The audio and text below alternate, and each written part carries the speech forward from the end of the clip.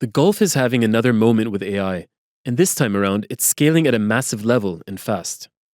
Last week, some of the biggest names in tech announced a partnership with Abu Dhabi's leading AI entity, G42, a project called Stargate UAE.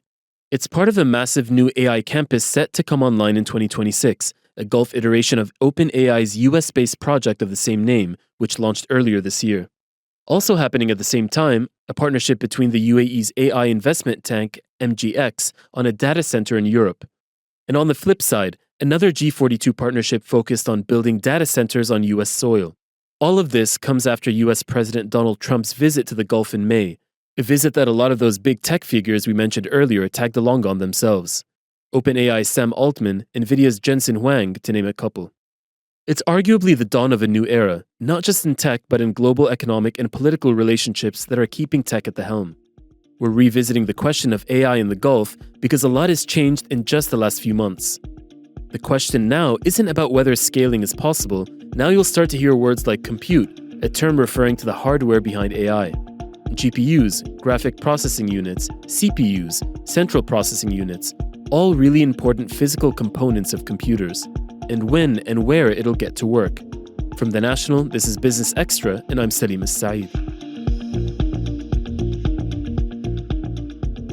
Joining us now is our own Cody Combs, technology policy reporter at The National, reporting from Washington. Cody, thanks for coming on. For a listener completely new here, what's in a data center, a campus? What kind of chips are we talking about? What does all of this look like? Well, if you look at the conventional data centers, it's really interesting. Those aren't new. We've been using those for the past 20 years. That's the cloud that everybody keeps talking about.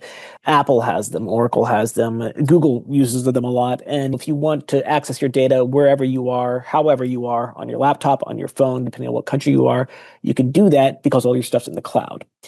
These are data centers on steroids. And that goes back to the idea of generative AI. And it gets a little bit complicated, but bear with me, because essentially a computer is 1 or 0. So you're telling it what you want it to do when it does it. However, with AI, it's actually thinking critically, like you and I.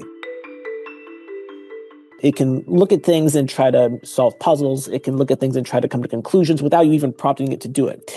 These data centers don't run on conventional just central processing units or even graphics processing units. These are high-powered GPUs and CPUs. And we tend to talk about, they can house 100,000 chips, they can house 1 million chips. And while that's true, a lot of these chips are put together in single systems that are within the data centers. These systems, like the Nvidia systems, are the size of cars. But these things are huge. They're energy intensive. A couple of weeks ago, when you saw Sam Altman, they introduced a new feature where it could take a picture of you and turn it into a cartoon image. It actually, so many people were using it, Salim, that it was melting the servers. So yes, they do need these data centers to make AI do all the things that we want it to do for all the medical breakthroughs and scientific breakthroughs. And yes, they are very important for driving a new economy. And then with that said, about it being a data center on steroids, what is Stargate exactly? Well, there's been an arms race around the world for these data centers. And the US, you saw one of the first arms races where all these companies are trying to say, hey, we're going to build this, we're going to build that. Well, Stargate was announced by OpenAI and a couple other companies, said, we're going to invest X amount of dollars in this, and we're going to build this many data centers throughout the US. And it turns out that works to some extent, but you also need data centers around the world. So what this is sort of an offshoot of that. It's part of the USUAE AI campus that was announced during US President Donald Trump's trip. Tremendous investment in our country. And the development you just looked at, AI Plus, is going to be purchased through mostly companies based in the United States. And it is going to be a 1 gigawatt portion of this huge AI campus in the UAE that is going to be one of the biggest in the world. It has all the big players that you would want if you're a country aspiring to have a huge AI footprint. It's got Oracle, it's got Nvidia, it's got everybody you would want involved in it. That's the campus portion of it. The Stargate is a little bit more Oracle OpenAI focused. The G42 is involved as well. That said, it will be among the first data centers built as part of this huge campus. And what's the profitability of something like this? Well, you don't necessarily build a data center with hopes that it's going to be profitable right away. It could take several years for these things to turn a profit. But that's why you have these consortiums that are forming. All these companies are investing various parts to make it a seamless whole. And that way they can kind of cover some of the cost. They don't have to bear the burden all by themselves. And the profit would be in how many people are in these AI ecosystems using these language models that are potentially using ChatGPT, that are potentially using whatever Microsoft is offering, whatever that turns out to be. And you get those customers in your ecosystem, as these companies have found out, and that over the long term, you can't put a price tag on that. That's huge. So if you look back 5-10 years from now, and all these customers are kind of locked into these ecosystems and there's a recurring revenue streams, just investing in these data centers will be considered a drop in the bucket. Now, this is all untested, though, I should point out. If you're a betting person, it looks like it's going to work, Salim, but it's guess and check in terms of whether or not it's going to pay these big dividends that they're projecting. If it is indeed true that these data centers and data for AI is the new oil, then this is a wise investment. And it would probably be foolish to invest against it, but there's a lot of theory at play here. And what have we seen from OpenAI, Nvidia, and Oracle chiefs leading up to this point? What do we know so far about how they'll be working together on something like Stargate? Nvidia, obviously, they do the hardware, they do the chips, they do the chip design. That's why they've had just an unprecedented growth in recent years with AI. OpenAI, they do the large language model stuff. They do the neural computing that is still the backbone of their large language models. They are setting the pace for these chatbots and ChatGPT plus, ChatGPT, the conventional model. They have put AI on the tip of every tongue. That's what they're doing with this. Oracle is also big on the server game. They do a lot of cloud computing things. They were doing cloud computing before it was kind of cool to do cloud computing. So they bring a lot of expertise in terms of that infrastructure. But OpenAI, they can't get these GPUs and CPUs fast enough. They want more, and Oracle knows how to implement them, and Nvidia knows how to build them. One thing that all of these companies seem to have in common, I will say, is they understand the need to compute. They understand the need for all this computer power to exist. And what you saw in the last few months was the US had these chip export rules. Microsoft came out against the US export rules. Nvidia came out against the US chip export rules. And to some extent, you had UAE officials also saying, look, we have peaceful AI ambitions. We want to fulfill those AI ambitions. Let us work with you to make sure that we can get as many of these chips as we can to take part in the research and the non-frontier AI research. And so all of these companies looked and said, that's the kind of attitude that we're looking for. Okay, those are good insights. And with all that said, with them working together, what comes next? What comes next is they've got to make sure these things get built. These data centers can take anywhere from 11 months to years to build. And it's not overnight. These data centers have got to be built properly. They've got to get the right cooling systems in place. And then once they go online, they need to be powered by energy. Where the UAE is at a decided competitive advantage, I would argue, is they also have the Baraka nuclear plants. Those reactors just went online. And that's going to be able to provide a sustainable form of energy to these data centers. A lot of things are just kind of clicking right now. They're coming into place to make these data centers work. That said, it's a brick and mortar situation where you've got to have the buildings set up, you've got to have the cooling systems in place, and you've got to get the energy to go to these buildings. But once that happens, what oil did for the UAE on paper, you could hypothetically see Stargate and the USUAE AI campus do for the next 100 years. Exciting times. Thanks so much, Cody. We'll be back after this short break. Are you looking for deeper insights into the biggest news stories shaping the Middle East? The U.S. will take over the Gaza Strip. Listen to Beyond the Headlines, a weekly current affairs podcast from the national news in Abu Dhabi. Surrender is not an option. We break down the news and bring you in-depth analysis and expert perspectives on everything from regional power shifts to ongoing conflicts, giving you the full picture behind the events shaping the Arab region. Listen to Beyond the Headlines every Friday on Apple Podcasts, Spotify, or wherever you get your podcasts.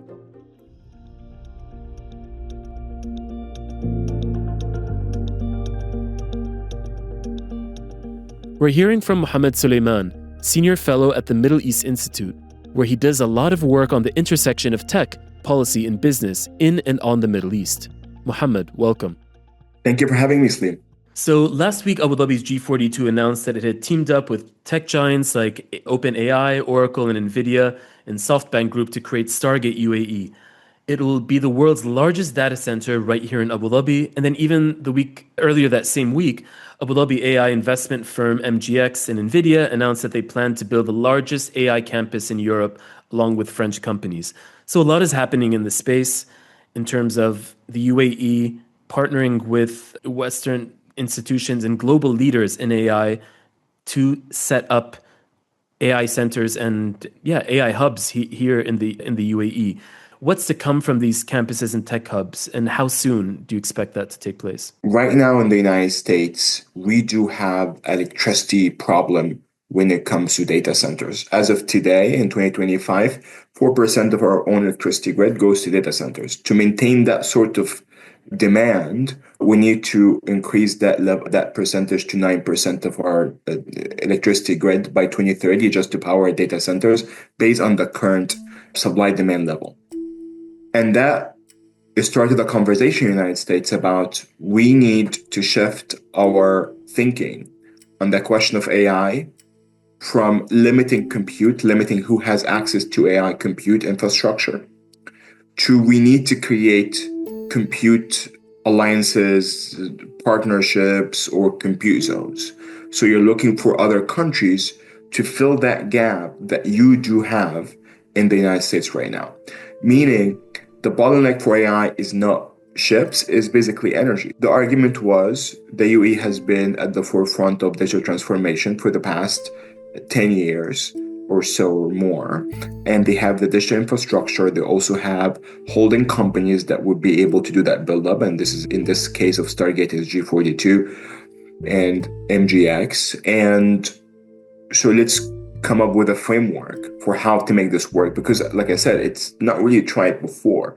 So let's create different sort of partnerships. So you bring OpenAI with their own software stack, you bring Nvidia with their chips, you bring Cisco because of their network security, you bring Oracle because they bring the sovereign cloud infrastructure, and SoftBank for their own finance. So this is why it was kind of new, unique. So if they're setting up Stargate UAE in the UAE, then does that mean that, say, processing that takes place in the US will happen at this location as well? I think the core American objective of this is how to expand our compute zone and make sure that the American stack is actually being used globally at a global scale. I think the problem is servicing international clients, making sure that you offer compute as a service to other emerging markets that might not be able to access our compute because we're not able to service it. And second, you're also trying to expand the compute zone through partnership with the UAE. So you kind of undermine potential market share for the Chinese AI stack. So I think those are the two main dynamics that we see right now about why the United States is looking to the UAE as a back end for computation for other emerging markets. So this could be the beginning of expansions from the US side and also from China's side in terms of trying to get global influence with these types of centers?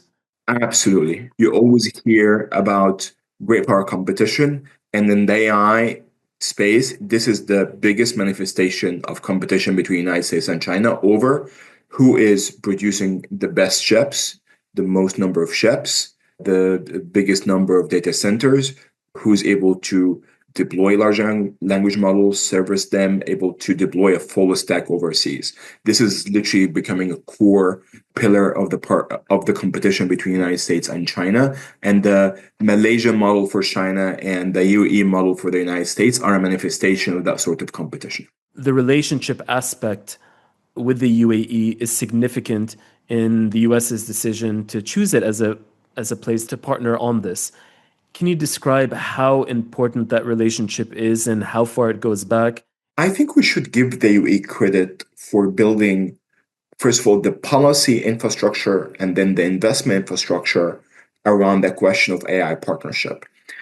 Every person in DC for the past 4 years, when we understood that we're heading towards AI competition with China, I've been calling for AI partnership. What exactly does AI partnership mean in practical sense? We can have an AI dialogue, we can have a tech dialogue about security protocols, about end users, but what does it exactly mean to say that two countries are partnering on AI in practical sense? And I think the UAE, as a country that was at the forefront of understanding that AI is going to change everything, and they have been a true believers in AGI, and they wanted to make sure that the country is very well positioned for the next AI wave. Appointing the first AI minister, the launch of G42 7 or 8 years ago, I believe, and then all these funds, sovereign wealth funds, started to be more focused on AI/tech. So they had the ecosystem, they had the infrastructure in place. And on top of that, they started the policy conversation with Washington about cooperation. And this is why G42 was the first country, the first company to take the heat over what does it mean to have a fully American stack? What does it mean to divest from Chinese stack? Those conversations were very intense and very interesting. Which of those aspects do you think pushed it to the tipping point to see this action take place? I think Sheikh Tahnoun's visit to Washington a few weeks ago before the president trip to the UAE might have been a tipping point. First of all, because he came in with a framework for investment and tech partnership. So there was a lot of thought that the Emirati team put into this, and there was receptiveness. And we expected that when the president visits the UAE, a lot of those sort of questions are going to be answered. A question about the AI diffusion rule. How can you maintain, I would say, a contradictory policy when it comes to partners like the UAE, Saudi Arabia, India, and others. In the in the security realm, they are partners, they're allies. You house U.S. forces there. The relationship is very strong, and you also expect billions and billions of investment coming from the Gulf, from the UAE and Saudi Arabia and Qatar into our American AI ecosystem here. But at the same time, we're going to restrict the level of ships, the number of ships that we are exporting per year. It doesn't really make any sense. On top of that, it also, at the end of the day, is going to push the UAE and Saudi Arabia away. So it's going to be seems like a race for partnerships, correct? In terms of who can collect the most partners to get the most AI dominance globally. I think you summarize it perfectly. It's not either or. It's not UAE or Saudi. It is UAE and Saudi and Qatar and Kuwait and Oman and Bahrain. And why I'm saying that? Because it's all about the electricity infrastructure, and we have a GCC electricity grid, right? My understanding is doing well. And at some point, you're going to have a spillover effect. You're going to have a spillover effect when it comes to AI talent, AI build-up, AI infrastructure, and electrification units. And is going to be the UAE and Saudi and the rest emerging as a region for AI. This is how it works, right? Not every country brings the same thing to the ecosystem or to the value chain, but the region itself will have the inertia, will have the momentum to emerge together with differences within the countries of the GCC. With such new technologies and large projects with pioneering things, the question is, what comes next? What do you see coming out of these developments in the next few years? I know what I'm saying is usually, I'm not going to say dismissed by colleagues in Washington, but I'm going to say here. I think what's next in the UAE for the UAE is integrating the UAE in the production of semiconductors ecosystem. This is going to be the natural next step for the UAE after the USUAE AI partnership and the Stargate AI cluster. I think this is going to be the next step. It's a game changer. And this is going to be game changing on the technical level, on what the UAE presents to the global AI ecosystem, not just the back end for AI servicing. It's going to be also the hardware part of it. And I think we're not that far away from it.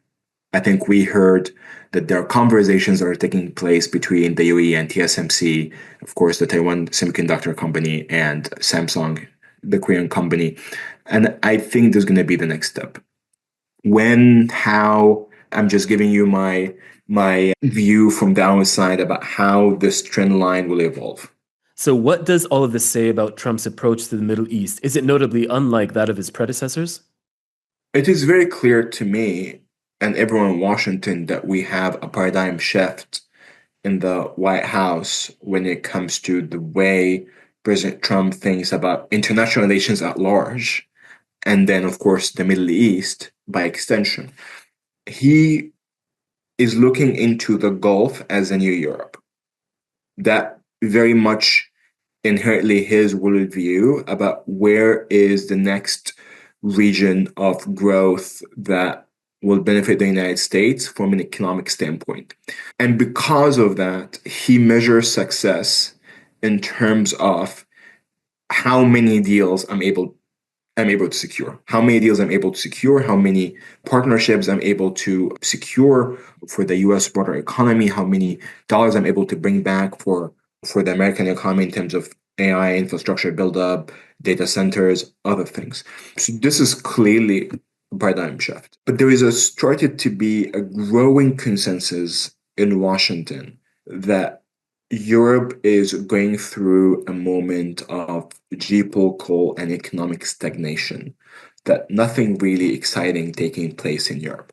All the exciting things taking place in the Gulf. And think even about the elite relationship. Think about who are the type of CEOs that you have in Riyadh and Doha and Abu Dhabi and Dubai. And you see all these CEOs looking to the Gulf as their next destination right after the United States. That was not the case 10, 15 years ago. If you want to take your company global, you move to London, you go to London, you go to Paris. I think right now when you talk to American investors and say, I want to go global, we say, I want to go to the Middle East. I want to go to Dubai. And this is pretty much, it started to be a consensus view that we're seeing right now. Amazing. Mohammed, thank you so much. I think there's so much more to talk about this, but we're out of time, so I appreciate your insights. Absolutely. And looking forward to the next time. That's all for this episode of Business Extra. Make sure to follow and subscribe wherever you get your podcasts. This episode was produced by Yasmin Al-Taji. Our audio engineer is Arthur Edison. Our editor is Duat Farid. And I've been your host, Salim As-Saeed.